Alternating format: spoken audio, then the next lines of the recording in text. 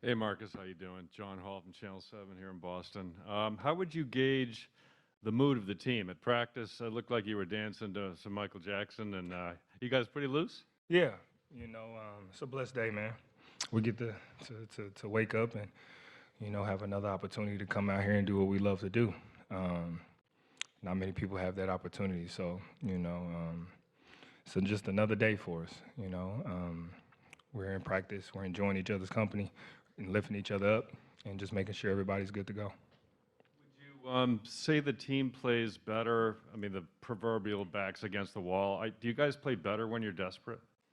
I think anybody does in that standpoint of you know you kind of have to.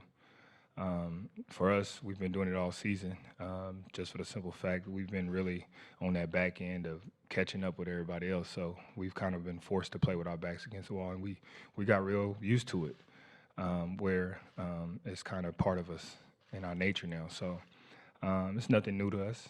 It's another game. It's another tough game, um, and we're in our house. Question on the right.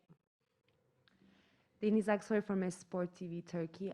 You're going to play in your home, TD Garden, and this is your advantage. But other than this advantage as a team, from your own perspective, what kind of advantages more that you have? Um, I think any team, any player tell you being able to sleep in your own bed. Back to something familiar. You get to get back to your routine, and things like that. So, really those type of things off the court. And we all know about the things on the court. So it's really those off the court things, getting your extra rest that you probably wouldn't get on the road because you're uncomfortable, adjusting to the time difference, and things like that. We'll go to Shane on the right. Hey, Marcus, it's Shane Young with Ford Sports. This deep into a playoff series with both offenses seemingly in the mud at times, how much would you say a series comes down to being less creative and just nailing the simple things offensively? It's key. It's key. Everybody knows each other's X's and O's. So it's just going out there and executing whatever it is you're doing to the best of your ability. And sometimes, and especially this deep, it comes down to those small things because we all know deep in this run and in this game, when you're going up against some of the greats, the margin of error is very small, and those little things come back to haunt you. We'll go to Dan on the left.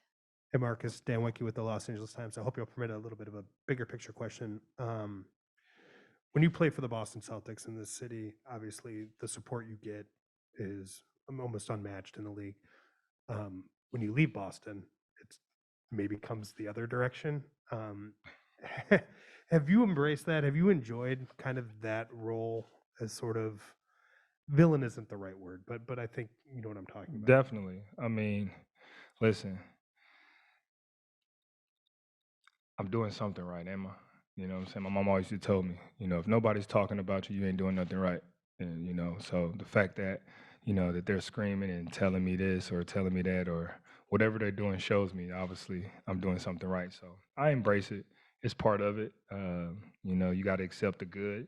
You got to accept the bad that comes with it. We're professionals and it's part of the game. Have you noticed it specifically too when you add in, not just personally because you're that kind of player too, but like the Celtic green?